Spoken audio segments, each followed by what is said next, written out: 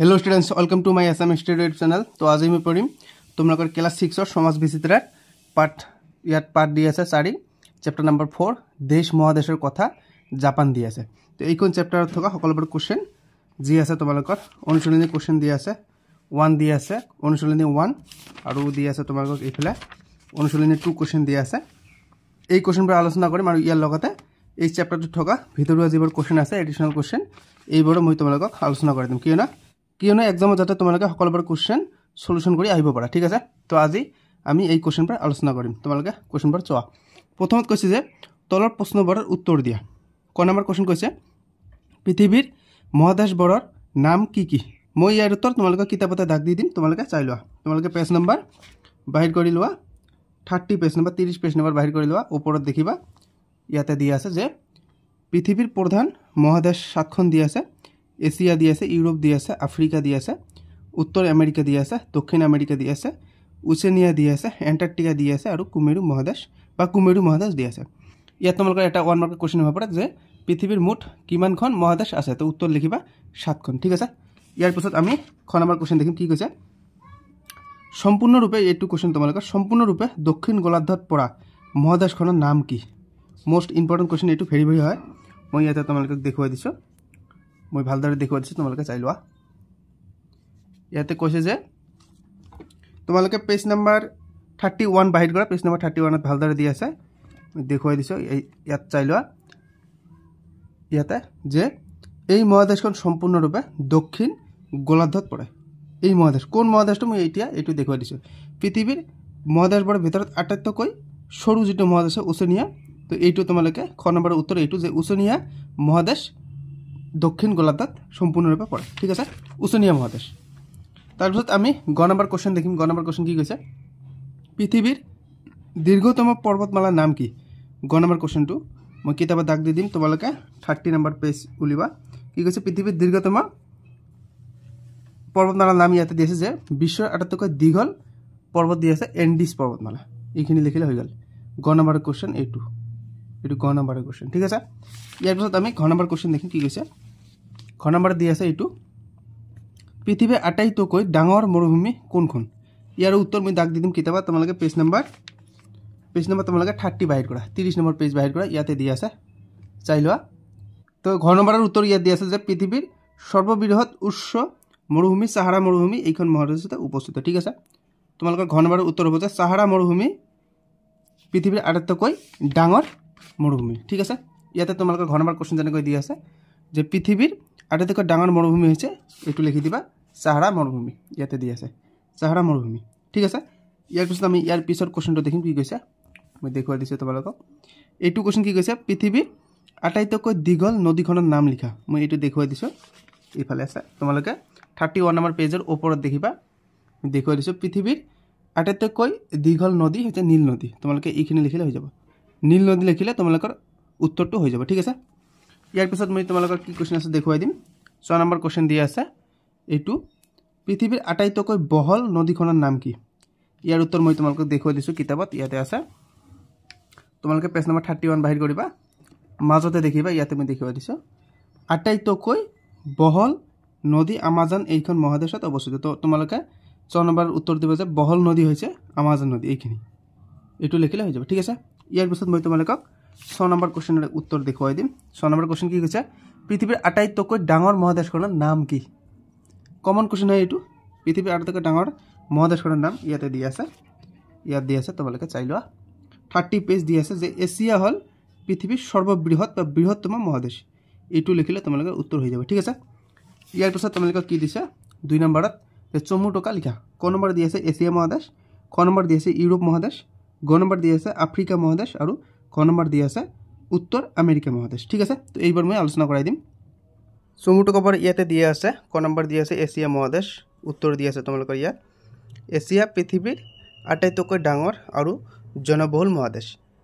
ইয়াত বিশ্বৰ বিভিন্ন জাতি ভাষা সংস্কৃতিৰ লোক বসবাস কৰে। ইয়াত প্ৰাকৃতিক সম্পদ সমৃদ্ধ। তাৰপিছত খ নম্বৰ দি আছে ইউৰোপ মহাদেশ। ইউৰোপ উন্নত দেশসমূহেৰে গঠিত। ই বিজ্ঞান শিল্প শিক্ষা আৰু বাণিজ্যত উন্নত। ইউৰোপত বহু বিখ্যাত বিশ্ববিদ্যালয় জাদুঘৰ আছে। তাৰপিছত গ নম্বৰ দি আছে তোমালোকক আফ্ৰিকা মহাদেশ। আফ্ৰিকাখন খনিজ সম্পদত সমৃদ্ধ আৰু সাহাৰা যেনে কোৱা বিশ্বৰ আটাইতকৈ ডাঙৰ মৰুভূমি ইয়াতে অৱস্থিত। ইয়াত নীল নদীৰ উৎস দেখা যায়। এইখিনিতে এটা ৰিকুৱেষ্ট কৰিছোঁ, কোনোবা যদি এতিয়ালৈকে চেনেলটো ছাবস্ক্ৰাইব কৰা নাই তেনেহ'লে ছাবস্ক্ৰাইব কৰিব, ভিডিঅ'টো এটা লাইক কৰিব আৰু কমেণ্ট কৰিবলৈ নাপাহৰিব। তাৰপিছত তোমালোকক ঘ নম্বৰ দি আছে ইয়াতে উত্তৰ আমেৰিকা দি আছে। তোমালোকৰ ইয়াতে উত্তৰ দি আছে উত্তৰ আমেৰিকাত উন্নত দেশবোৰত যেনে আমেৰিকা যুক্তৰাষ্ট্ৰ আছে, কানাডা আছে আৰু দিয়া আছে ইয়াত প্ৰাকৃতিক সম্পদৰ লগতে উন্নত কৃষি আৰু উদ্যোগ আছে। আমাৰ এইবোৰ হৈ গ'ল ফাইনেলি অনুশীলনী 1 হৈ গ'ল। এতিয়া আমি অনুশীলনী 2 দেখিম। ইয়াৰ পিছত আমি ভিডিঅ'ৰ কুৱেশ্যন কেইটাও আলোচনা কৰিম, ঠিক আছে। অনুশীলনী 2 কি কৈছে এইবোৰ মই দেখুৱাই দিছোঁ। ইয়াৰ পিছত 2 নম্বৰ তোমালোক দি আছে। ইয়াৰ পিছত অনুশীলনী 2 তোমালোকক কুৱেশ্যন দি আছে, কৈছে যে তলত দিয়া প্ৰশ্নবোৰৰ উত্তৰ দিয়ে। প্ৰথমত কৈছে জাপান দেশখনৰ দুটা প্ৰধান বিশেষত্ব উল্লেখ কৰা। মই ইয়াৰ উত্তৰ তোমালোকক দাগ দি দিছোঁ কিতাপত। তোমালোকে পেজ নম্বৰ 33 পেজ বাহিৰ কৰি লোৱা। ইয়াতে দেখিবলৈ পাইছে, দেখুৱাই দিছোঁ যে দেশ হিচাপে জাপানৰ কিছুমান বিশেষত্ব দি আছে। তোমালোকক ইয়াতে 3টা দি আছে, এইফালে তোমালোকক টোটাল তোমালোকক 6টা দি আছে। তো তোমালোকে যিকোনো দুটা কৈছে, এটা তোমালোকে এইটো লিখিবা 4 নম্বৰ, এইটো সৰু আছে। দেশখনৰ মুঠ মাটিকালি প্ৰায় 65% অৰণ্য আৱৰি আছে, এইটো লিখিবা। আৰু এইফালৰ পৰা এটা লিখিবা সৰু যিটো, এইটো লিখিবা। ইয়াতে দি আছে ই এখন সম্পূৰ্ণভাৱে দ্বীপ দেশ, প্ৰায় ইয়াত দি আছে 14,000 দ্বীপৰ সমষ্টি জাপান। এইখিনি পৰ্যন্ত লিখিলে তোমালোকৰ উত্তৰ হৈ যাব, ঠিক আছে। এটা লিখিবা নম্বৰ 1 2 আৰু 2 নম্বৰ তোমালোকে নম্বৰ 4টো লিখি দিবা, এইটো, ঠিক আছে। এতিয়া আমি ইয়াৰ পিছত কি কুৱেশ্যন দিছে, খ নম্বৰ কুৱেশ্যনটো দেখিম আমি। খ নম্বৰত কৈছে যে জাপান দেশখন গঠিত হোৱা দ্বীপবোৰৰ ভিতৰত কোনটো আটাইতকৈ ডাঙৰ। মই ইয়াৰ উত্তৰ তোমালোকক দেখুৱাই দিছোঁ। তোমালোকে পেজ নম্বৰ 32 বাহিৰ কৰি লোৱা কিতাপত। ইয়াতে দি আছে দেশখনৰ বদ্বীপসমূহৰ ভিতৰত হুনচুই হৈছে সবাতোকৈ ডাঙৰ বদ্বীপ, হুনচু, ঠিক আছে। তোমালোকে এইখিনি লিখিলে হৈ যাব যে হুনচুই আটাইতকৈ ডাঙৰ বদ্বীপ, ঠিক আছে। ইয়াৰ পিছত মই তোমালোকক গ নম্বৰ কুৱেশ্যন আলোচনা কৰি দিম। কৈছে কি জাপানৰ এখন সমতল ভূমিৰ নাম লিখা। তো ইয়াৰ উত্তৰ ইয়াতে দিয়া আছে, মই দেখুৱাই দিছোঁ। তোমালোকে পেজ নম্বৰ 34 বাহিৰ কৰা। ইয়াতে দিয়া আছে তোমালোকক যে কাণ্টো মধ্য জাপানৰ এটা বিখ্যাত সমতল অঞ্চল। তোমালোকে এইটো লিখিবা যে কাণ্টো মধ্য জাপানৰ এটা বিখ্যাত সমতল অঞ্চল, ঠিক আছে। ইয়াৰ পিছত ঘ নম্বৰ কুৱেশ্যন দি আছে, মই দেখুৱাই দিছোঁ। জাপানত জাপানত অনুভূত ঋতুকেইটা কি কি। তো ইয়াৰ উত্তৰ ইয়াতে দি আছে। তোমালোকে পেজ নম্বৰ 34 বাহিৰ কৰি লোৱা। ইয়াতে কৈছে যে জাপান দেশখন বিষুৱৰেখাৰ উত্তৰে অৱস্থিত। এইটোও ইয়াত এটা তোমালোকৰ কুৱেশ্যন হ'ব পাৰে যে জাপান দেশখন ক'ত অৱস্থিত বা বিষুৱৰেখাৰ কোন অংশত অৱস্থিত, এইটো হ'ব তোমালোকৰ উত্তৰে। তাৰপিছত ইয়াত তোমালোকৰ উত্তৰ দিয়া আছে দেশখনত 4টা ঋতু দিয়া আছে। চাই লোৱা, দেশখনত 4টা ঋতু দিয়া আছে। অনুভূত হয়, শীত হয়, বসন্ত হয়, গ্ৰীষ্ম হয়, শৰৎ হয়। আমাৰ যেনেকৈ ভাৰতবৰ্ষত 6টা হয়, কিন্তু জাপানত তোমালোকৰ 4টা, ঠিক আছে। তোমালোকে এইখিনি লিখি দিবা যে জাপানত 4টা ঋতু অনুভূত হয়। ইয়াত তোমালোকে দিয়া আছে শীত, বসন্ত, গ্ৰীষ্ম আৰু শৰৎ, এইখিনি লিখি দিবা। আৰু ইয়াতে তোমালোকৰ কুৱেশ্যন হ'ব যে জাপান দেশখন বিষুৱৰেখাৰ ক'ত অৱস্থিত, তোমালোকে লিখিবা উত্তৰে অৱস্থিত। এইটো তোমালোকৰ এডিশ্যনেল কুৱেশ্যন হিচাপে থাকি গ'ল, ঠিক আছে। ইয়াৰ পিছত মই তোমালোকক ঘ নম্বৰ কুৱেশ্যন দেখুৱাই দিম। নম্বৰ কুৱেশ্যন কি কৈছে, কোনটো ঋতুক ফল বুলি কোৱা হয়। ইয়াতে তোমালোকৰ উত্তৰ দি আছে। 34 নম্বৰ পেজ উলিয়াবা। ইয়াতে তোমালোকে কৈছে যে শৰৎ কালত, তোমালোকে এইফালে 35 নম্বৰ পেজ নম্বৰ উলিয়াই লোৱা। কৈছে যে একেবাৰে ওপৰত চাই লোৱা, গৰম কমি আহে আৰু খেতি চপোৱাৰ সময় হয়। গছৰ পাত লাহে লাহে সৰিবলৈ আৰম্ভ কৰে। এইকাৰণে বছৰৰ এই সময়ছোৱাক ফল বুলি কোৱা হয়। তো তোমালোকে কোন ঋতুক কৈছে, ইয়াতে তোমালোকৰ হ'ব কি হ'ব শৰৎ কালত বা শৰৎ ঋতু, ঠিক আছে। এইটো হ'ব তোমালোকৰ 9 নম্বৰ কুৱেশ্যনৰ উত্তৰ। ইয়াৰ পিছত কুৱেশ্যন দেখিম আমি কি আছে। ইয়াৰ পিছত দি আছে তোমালোকক 6 নম্বৰ কুৱেশ্যন যে জাপানৰ ক'ত কি কৈছে সৰল বৰ্গীয় গছ পোৱা যায়। উত্তৰ ইয়াতে তোমালোকক দি আছে। তোমালোকে পেজ নম্বৰ 35 বাহিৰ কৰি দিয়া। ইয়াতে কৈছে যে দেখুৱাই দিছোঁ, পাহাৰীয়া শীতল ঠাইবোৰত সাধাৰণতে সৰল বৰ্গীয় গছ পোৱা যায় বা দেখা যায়। তোমালোকে এইখিনি লিখিলে কুৱেশ্যনটোৰ উত্তৰ হৈ যাব, ঠিক আছে। ইয়াৰ পিছত কি কুৱেশ্যন কৈছে মই দেখুৱাই দিছোঁ। আমাৰ এইফালে হৈ গ'ল, এইফালে কেইটামান কুৱেশ্যন আছে। 6 নম্বৰ কুৱেশ্যন দি আছে। কৈছে যে জাপানত বেছিভাগ মানুহে কি ধৰ্ম পালন কৰে। ইয়াৰ উত্তৰ ইয়াতে দি আছে, মই দেখুৱাই দিছোঁ। পেজ নম্বৰ 38 বাহিৰ কৰিলে। ইয়াত কৈছে যে চিন্তো হৈছে জাপানৰ পৰম্পৰাগত ধৰ্ম।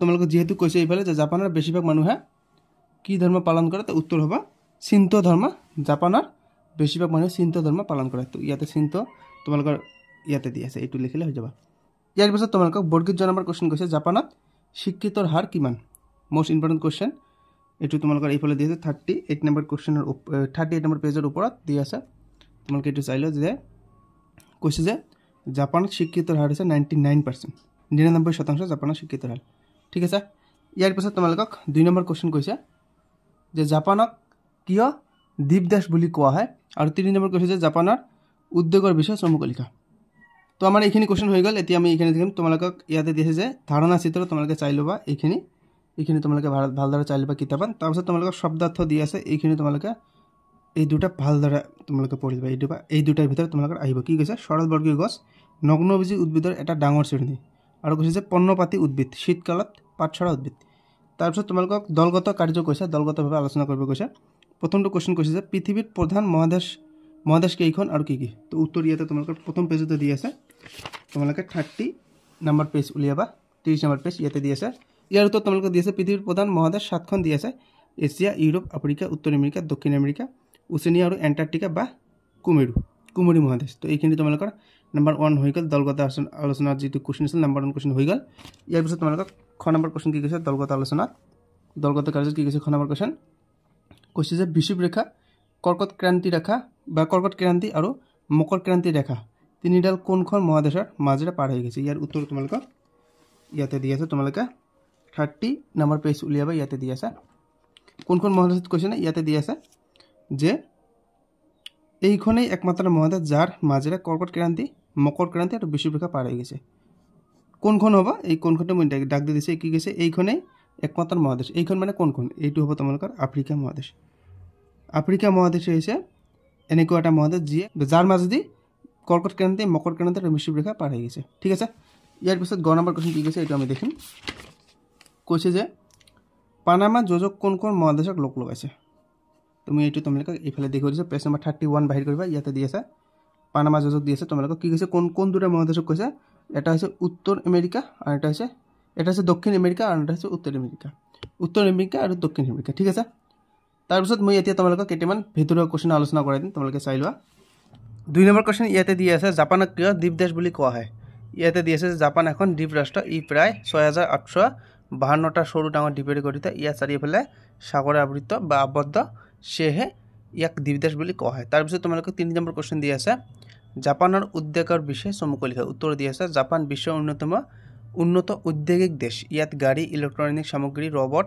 আকৰ্ষণীয় খেলনা মোবাইল কম্পিউটাৰ আদি উৎপাদন কৰা হয় দেশৰ বিদ্যুৎ উৎপাদন বিজ্ঞান আৰু প্ৰযুক্তিত উচ্চ উন্নতি ঘটিছে তো আমাৰ এইখিনি হৈ গল দলগত কাৰ্য হৈ গল এতিয়া মই কেইটামান ভিতৰুৱা কোৱেশ্চন তোমালোকক কিতাপত দাগ দি দিম তোমালোকে এইবাৰ ভালদৰে পঢ়ি লবা মই দেখুৱাই দিছো প্ৰথমতে দি আছে ইয়াতে প্ৰথমতে এইটো কোৱেশ্চন হ'ব পাৰে যে পৃথিৱীত টোটাল বা মুঠ কিমানটা মহাদেশ আছে তো উত্তৰ দিবা তোমালোকে 7খন ঠিক আছে ইয়াৰ পিছত ইয়াতে আৰু এটা কোৱেশ্চন হ'ব পাৰে ইয়াতে দি আছে তোমালোকে চাই লোৱা কৈছে যে আলপছ হল ইউৰোপ মহাদেশৰ সৰ্বোচ্চ পৰ্বতমালা ইয়াতে এটা তোমালোকৰ কোৱেশ্চন হ'ব পাৰে যে ইউৰোপ মহাদেশৰ সৰ্বোচ্চ পৰ্বতমালা কোনটো তোমালোকে দিবা আলপছ ঠিক আছে এইটো তাৰপিছত ইয়াতে আৰু এটা কোৱেশ্চন হ'ব পাৰে মই দেখুৱাই দিছো এইফালে এই জানো আহাটো ভালদৰে পঢ়ি লবা ইয়াত দুটা কোৱেশ্চন হ'ব পাৰে কি কৈছে মই পঢ়ি শুনাইছো কি কৈছে ইয়াত জানো আহাটো কৈছে যে দুই বহল জলভাগক লগ কৰা ঠেক জলভাগক প্ৰণালী বলে যেনে পোক প্ৰণালী দি আছে আৰু ইয়াতে দি আছে যে দুই বহল স্থলভাগক লগ কৰা ঠেক স্থলভাগক যোজক বলে যেনে পানামা যোজক দি আছে উদাহৰণ হ'ব পাৰে যে জলভাগক এটা উদাহৰণ হ'ব পোক প্ৰণালী আৰু স্থলভাগৰ এটা উদাহৰণ হ'ব পাৰে তোমালোকৰ আৰু স্থলভাগৰ এটা উদাহৰণ বা এক্সাম্পল হ'ব পাৰে তোমালোকৰ পানামা যোজক ঠিক আছে ইয়াতে এটা কোৱেশ্চন হ'ব পাৰে যেনেকৈ কৈছে যে যোজকে কোন দুটা মহাদেশক ভাগ কৰিছে ইয়াতে যেনেকৈ দি আছে যে উত্তৰ আমেৰিকা আৰু দক্ষিণ আমেৰিকা তো ইয়াতে এটা কোৱেশ্চন হ'ব পাৰে যে পোক প্ৰণালীয়ে কোন দুটা দেশক ভাগ কৰিছে এটা হৈছে শ্ৰীলংকা আৰু এটা হৈছে আমাৰ ভাৰত আৰু এটা কোৱেশ্চন হ'ব পাৰে যে শ্ৰীলংকা আৰু ভাৰতবৰ্ষক কিয়ে পৃথক কৰিছে এইটো হ'ব পোক প্ৰণালী আৰু মান্নাৰ সাগৰ এইটো তোমাৰ সাগৰ দি আছে বা পোক প্ৰণালী দিলে হয় পোক প্ৰণালীয়ে শ্ৰীলংকা আৰু ভাৰতক বিভাজন কৰিছে বা মান্নাৰ সাগৰ ইয়াতে আৰু কেইটামান কোৱেশ্চন হ'ব পাৰে মই দেখুৱাই দিছো তোমালোকে পেজ নম্বৰ তোমালোকে 33 বাহিৰ কৰি লোৱা ইয়াতে দেখুৱাই দিছো জাপানৰ ৰাজধানী কি তোমালোকে জানিব লাগিব মোস্ট ইম্পৰ্টেন্ট কথা মোস্ট ইম্পৰ্টেন্ট কোৱেশ্চন হ'ব পাৰে এইটো তোমালোকৰ কাৰণে জাপানৰ ৰাজধানী ইয়াত দি আছে টকিঅ' এইটো তোমালোকে পঢ়ি ল'বা তাৰপিছত তোমালোকৰ ইয়াত আৰু এটা কোৱেশ্চন হ'ব পাৰে জাপানৰ মুঠ মাটিকালিটো তোমালোকে ইয়াতে পঢ়ি ল'বা ইয়াতে দি আছে জাপানৰ মুঠ মাটিকালি ইমান বৰ্গ কিলোমিটাৰ এইটো পঢ়ি ল'বা ঠিক আছে আৰু এইফালে মই দেখুৱাই দিছোঁ এইফালে আৰু কেইটামান কোৱেশ্চন হ'ব পাৰে মই দেখুৱাই দিছোঁ তোমালোকে পেজ নম্বৰ 34 বাহিৰ কৰি ল'বা ইয়াতে কোৱেশ্চন হ'ব পাৰে কি কোৱেশ্চন যে জাপান দেশখন বিষুৱৰেখাৰ কোন দিশত অৱস্থিত জাপান দেশখন বিষুৱৰেখাৰ উত্তৰ দিশত অৱস্থিত ঠিক আছে তাৰপিছত মই এইফালে দেখুৱাই দিছোঁ আৰু ইম্পৰ্টেণ্ট কোৱেশ্চন ক'ত আছে ভিতৰৰ কোৱেশ্চন পেজ নম্বৰ তোমালোকে 36 বাহিৰ কৰি লোৱা 36 ইয়াতে দেখুৱাই দিছোঁ ইয়াত ওপৰত দি আছে যে মেজি শব্দৰ অৰ্থ কি এইটো হ'ব তোমালোকৰ মেজি শব্দই আলোকপ্ৰাপ্ত বা জ্ঞানী শাসনক বুজায় ঠিক আছে এইখিনি পঢ়ি ল'বা মেজি শব্দই আলোকপ্ৰাপ্ত বা জ্ঞানী শাসনক বুজায় ঠিক আছে তো তোমালোকে ইয়াৰ পিছত 37 নম্বৰ কোৱেশ্চন উলিয়াবা জানো আহা এইটো তোমালোকে মোস্ট ইম্পৰ্টেণ্ট কোৱেশ্চন এইটো তোমালোকৰ কোৱেশ্চন হ'ব পাৰে যে মেজি যুগৰ পাছত জাপানত সংঘটিত হোৱা কেইটামান যুদ্ধৰ নাম লিখা তো ইয়াত বহুতো যুদ্ধ দি আছে ইয়াত তাৰিখো দি আছে চনটো দি আছে কোনটো যুদ্ধ কিমান চনত হৈছিল যে মেজি যুদ্ধৰ পিছত জাপানত সংঘটিত হোৱা দুখন যুদ্ধৰ নাম এটা আছে চীনৰ লগত যুদ্ধ এটা আছে ৰাছিয়াৰ লগত যুদ্ধ আৰু ইয়াত প্ৰথম বিশ্বযুদ্ধত জাপানৰ অংশগ্ৰহণ দ্বিতীয় বিশ্বযুদ্ধত জাপানৰ অংশগ্ৰহণ এইবাৰ লিখি দিলে হৈ গ'ল ঠিক আছে ইয়াৰ পিছত মই ইফালে কেইটামান ভিতৰৰ কোৱেশ্চন দেখুৱাই দিছোঁ ইয়াতে যেনেকৈ তোমালোকৰ টেক্সচুৱেল এটা কোৱেশ্চন আছিল যে জাপানৰ শিক্ষিতৰ হাৰ কিমান আমি জানো যে 99% বা 99% ঠিক তেনেধৰণে ইয়াত অন্য এটা কোৱেশ্চন হ'ব পাৰে যে দেশখনৰ কিমান শতাংশ মানুহ নগৰত বাস কৰে তো উত্তৰ হ'ব দেশখনৰ 90% মানুহ 90% মানুহ নগৰত বাস কৰে ঠিক আছে ইয়াত আৰু এটা কোৱেশ্চন হ'ব পাৰে যে ইয়াতে দেখিবলৈ পাইছে জাপানৰ গ্ৰাম্য অঞ্চল বা গাঁৱক কি বুলি কোৱা হয় মোস্ট ইম্পৰ্টেণ্ট কোৱেশ্চন ইনোকা বুলি কোৱা হয় ইনাকা জাপানৰ গ্ৰাম্য অঞ্চল বা গাঁৱক ইনাকা বুলি কোৱা হয় ঠিক আছে ইয়াতে আৰু তোমালোকৰ এটা ইম্পৰ্টেণ্ট কোৱেশ্চন আছে যে জাপানৰ উদ্যোগবোৰৰ ভিতৰত বা জাপানৰ উদ্যোগ কেইটাৰ নাম লিখা উদাহৰণ দিব পাৰে যে জাপানৰ কেইটামান উদ্যোগৰ নাম লিখা ইয়াতে দি আছে জাপানৰ উদ্যোগবোৰৰ ভিতৰত লৌহ-তীখাৰ উদ্যোগ আছে জাহাজ আছে উৰাজাহাজ আছে মটৰ নিৰ্মাণ উদ্যোগ আছে তাৰপিছত ইফালে ৰাসায়নিক উদ্যোগ আছে যন্ত্ৰপাতিৰ উদ্যোগ আছে আৰু বয়ন উদ্যোগেই প্ৰধান এইটো তোমালোকৰ কোৱেশ্চন হ'ব পাৰে ঠিক আছে তো আজিৰ ভিডিঅ' এইখিনিয়ে যদি ভিডিঅ'টো ভাল লাগে তোমালোকে চেনেলটো ছাবস্ক্ৰাইব কৰিব SM ষ্টুডিঅ' ইউটিউব চেনেলটো তোমালোকে ছাবস্ক্ৰাইব কৰিব ভিডিঅ'টোত এটা লাইক কৰিব আৰু কমেণ্ট কৰিবলৈ নাপাহৰিব ঠিক আছে বাই বাই টেক কেয়াৰ